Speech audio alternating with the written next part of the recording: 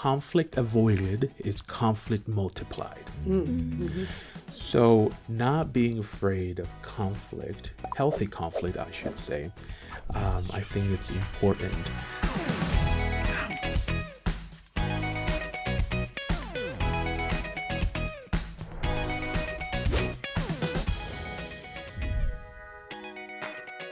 Well, friends, welcome to this week's episode of The Boundless Show. This is Lisa Anderson here with you. And today we are going to talk about our home life. Now, this might be where we're currently living. It might be home environments that we've lived in the past, maybe actually growing up in our home of origin or living with roommates, or if we've lived with family members. Kind of the good, the bad, and the ugly. We might focus a little bit more on the bad and the ugly. I don't know. We want you to be encouraged regardless of your home environment and what that looks like and how you can really maybe take ownership of where you live and what that looks like and how you relate to others. And so I'm going to welcome here today Dakota, Angel, and Emma. Hello, you guys. Hey, thanks for having us. Very good to have you. Okay, so let's first kind of get the lay of the land here and talk about what are some of the environments you've been in, maybe the current place that you're living, what your scene looks like, as well as just types of homes that you have lived in before. Dakota, why don't you kick us off? Yeah, I'll just get the ball rolling. One of the environments that God had the opportunity for me to live in for a season of my life was a couple years ago, back in 2019. I moved to New Zealand on a whim and bought a van, and the back of it had a bed that was exchanged, and I lived in the back of it and just traveled around the country and worked on people's farms and had a really interesting time learning about the Maori people and the culture there and how different it is from how we live here in the States. But it was, just an incredible time to learn how to be alone and trust in the Lord daily with where my next meal might come from and where I'd be sleeping that night, usually in the back of the van, but I also had a tent. But not down by a river. No, okay. yeah. There was a few beaches I pulled up, backed good. right up into, and That's nice. got to wake up with the beach. And so some hard mornings waking up and some really beautiful, sunrises to wake up to. So everything in between. That's cool. Awesome. That's amazing. I know. Mine is not as exciting. But, I remember growing up in Puerto Rico in my grandparents' house. I was a freshman in college, and it was very difficult, to say the least. I love my grandparents, and in retrospect, I'm so grateful for what they provided during that season. But it was challenging. There's a huge generational gap, first and foremost. They had a lot of rules and ideals and expectations about curfew, jobs, living arrangements, rent, groceries, things like that. So if I'm completely honest, during that season, I would dread to go home at the end of the day because I knew that conflict was waiting. Yeah. Well, I'm pretty sure probably you also had cultural components of that, of where the grandparents maybe are much more ingrained in their parentage culture and all of that. So, they're not wanting you to step any feet into anything else, Exactly. Very authoritarian. This is how we grew up. This is how you need to grow up. And these are the expectations. So definitely there's a cultural element to all of that. Interesting. All right, Emma. Well, I, during college, had the privilege of having 7 different roommates throughout my time there. That was a time it kind of just rotated through several different people every single year. And then now I have the privilege of living with a couple that has a baby and another girl that lives with us as well. And so that's been super fun to live with them and really learn about what a different family outside of my own is like. So okay, so let's talk a little bit about and Angel, you're a professional counselor, so maybe we'll have you weigh in from this perspective as well. But what's the difference? I mentioned it really does matter how we engage with people in a home environment. That's where we feel like we're supposed to be able to go and unplug and rest and be ourselves. And if we feel like we can't, or there's something difficult or draining there, it's especially hard to do that. How do we take into account what might be difficult, or what might just be a hard season, or different personalities or whatever, and what might be something that really is something we have to address or even ultimately leave if it can be a bad situation? How do you guys wrestle with that? Well, first of all, I do think it's important, Lisa, to make a distinction between a harmful situation versus a difficult situation. Right. I think it's safe to say that if you are in a unsafe situation, abusive, harmful, or you're not safe physically or emotionally, that's a different conversation. But I think that what we're trying to address here is difficulties, with personalities and different expectations. In our field, we have something called radical acceptance, right? So it's this idea that me complaining about the facts or about reality, huffing and puffing, will change, but I think that radical acceptance is about the practice of acknowledging that denying the facts of reality will not change the facts, but keeps us stuck in thoughts such as, why me? Why now? This is not fair, right? So I think it's important to, first and foremost, Lisa, radically accept the season that you're in. In addition to that, I think that there's an element of assertiveness that we need to add to the equation. I think that oftentimes we lack that ability to really speak what we need to speak about, and being transparent and honest. And there's a space to do that. That's my take, at least. I love that. Angel, kind of leaning into that point. Some of those mornings waking up and being alone, I just had to come to the realization, like, oh, poor me. Some days I was really just, oh, why is this happening? What have I done?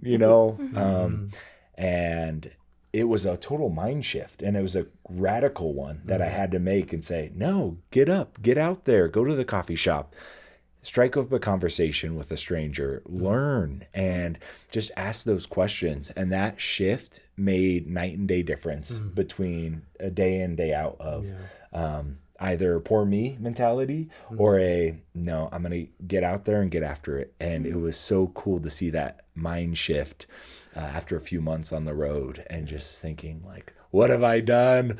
Lord, am I supposed to be here? And it was really cool to see that. So Yeah. I mean, I've even seen that in my house right now. Living with a baby has so many fun parts to it, but at night when he doesn't sleep and likes to cry, it can get pretty frustrating.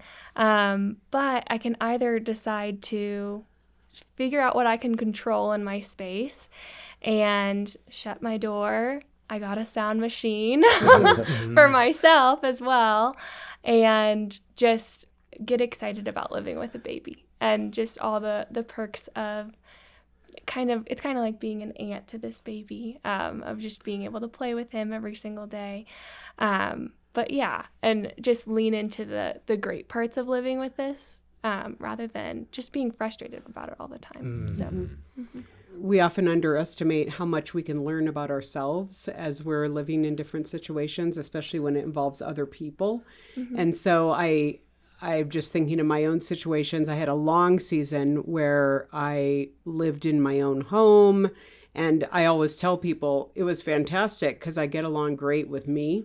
And so I was always like, I called the shots, and I'm thinking of Dakota with, like, every day in that van, wherever you were, you decided when you moved, you decided where you went, you decided what your schedule looked like. And there are certain perks to that, to being the one who calls all the shots and not having to take into consideration another person. And now I have a roommate, which is great for a number of reasons, but also it's not just me calling all the shots. I have to say, like, oh, did we figure out, we have to figure out this budget thing, or are we splitting this, or what does this look like? And what, even silly things like, I hope that picture is not considered art, because I really don't want that hanging anywhere in this vicinity.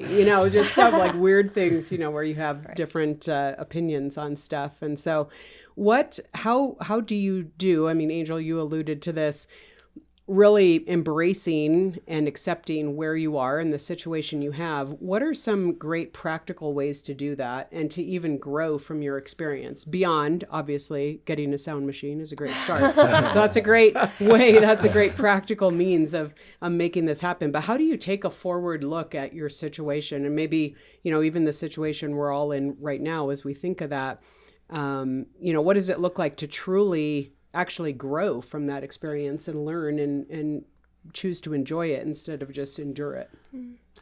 I think it's a mindset, and it's a mindset of purpose. Reminding ourselves that this is not the whole story. This is a chapter of the story. I was reminded when I was studying these questions, I was reminded of James chapter 1 that says, "Consider it pure joy when you face trials of many kinds." But this is the interesting part, because the testing of faith produces perseverance, and let perseverance finish its work. Let it finish its work. What is the work? Maturity, wholeness, and you not lacking absolutely anything. So there is a purpose for the season. So I think that having the mindset of what is the purpose of this season of my life, just like you're saying, Lisa, what's here for me to learn or to grow in, asking the right questions, that's important. Yeah. I would feel like in my scenario, obviously, I want to be married. I want to have this in my life eventually. But I'm learning so much about marriage and about parenting and about what I would want my home to look like in the future from the people I'm living with. And so they are just an incredible couple to learn from. And it's one that's outside of my parents' marriage, outside of even my sister's marriages, that because they're basing it off my parents' marriage. And so seeing Hannah and Gabriel really execute that and learning how they communicate and are patient with one another and can laugh with one another are things that I didn't always necessarily see growing up. And so it's just really awesome and to see and learn from them. Yeah, that's so cool. And I think, too, you can learn or you can get some contentment with where you are. Because I remember a friend and I went and visited a mutual friend out on the East Coast who had married a guy with kids, and they had kids. So we went into a home with 6 kids, and we spent 5 days, I think, with them. And as we were flying home, we turned to each other and said, well, there was our singleness affirmation tour right there. And it's not even that we weren't, we were anti-marriage or anti-kids, but it was just kind of that pause of like, remember that there's some great benefits to being single too. And even if it's just for a season, we can enjoy where we are and be content in that. And so that's cute that you mentioned that, Emma. So I like just asking for others' advice or wisdom in their areas. So say they're living with 6 kids, or you're living on your own, or you come from whatever background that looks like. Everyone has their experience to share, and just asking and being curious, it opens that door for me to learn and maybe implement something they've learned in their life. Now I can implement that in my path going forward, which is really cool. So, yeah. What would you guys say specifically you've learned, or how have you grown in your walk with the Lord through embracing certain living situations, whether, going all the way back to the home you grew up in, to stuff throughout college, to where you are now, to living in vans? What's unique about different seasons that allows you to really learn something about God? I would say right off the bat, holy moly, if we go all the way back to my childhood, there were some rough patches where I was living in a garage for a season and I didn't have access to the house, and I would sometimes sleep outside, and that was just not a great environment, not a safe environment, like you were saying, the differential. But what I learned in those seasons, thankfully, I had been introduced to the Lord, and what the verse that was encouraging to me through those hard nights or waking up on the road or whatever that looked like was Joshua 1:9. So just that encourage. There's a lot of verses on do not be afraid or discouraged, for the Lord God is with you wherever you go. But that one just stood out. And through the van experience, which was such a blessing, and that one I held on to even then, and I was in a safe spot, and not everyone has that. And so it's really cool to look back in every season, every home or not home environment that I lived in, and see God's hand in it, and how he was always faithful that next day, and to carry me through the night. And it's so cool just to have that experience. So I've learned so many things. But from my experience, I would say that conflict avoided is conflict multiplied. So not being afraid of conflict, healthy conflict, I should say, I think it's important. Along with that, I've learned the value of grace, learning how to extend grace and learning how to receive grace. Grace is giving someone what they need the most when they least deserve it at a high cost. And sometimes the cost will be your own pride. And last but not least, I would encourage people to always check their window of tolerance.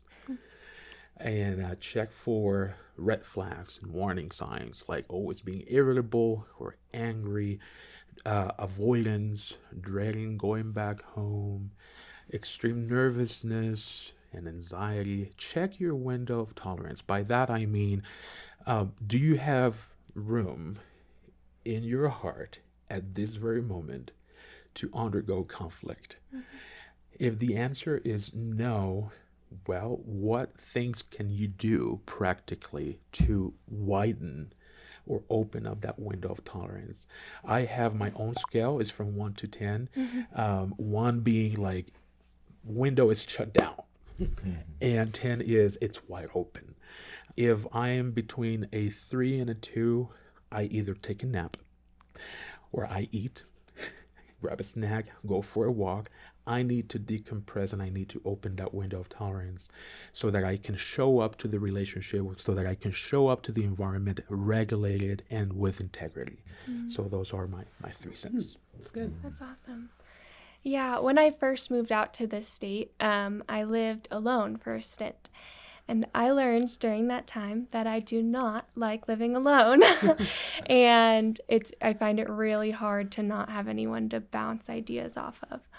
But leaning into that time, and the Lord gave me a space to just be alone with him for a while. And I really had to be alone, like be intentional about finding solitude with the Lord during that time. So, and not just be on my phone or be always watching television or be doing something outside of the home, because I have a tendency to do that. So I learned a lot about solitude and what it looks like to just meditate on one tiny piece of scripture at a time. And it's really awesome if you have the time to do it as a single person, to spend time with the Lord in solitude. Yeah. That's so good. And just what comes to mind for me is certainly learning about my own selfishness has been huge, especially, like I said, after coming off of a long season of living alone.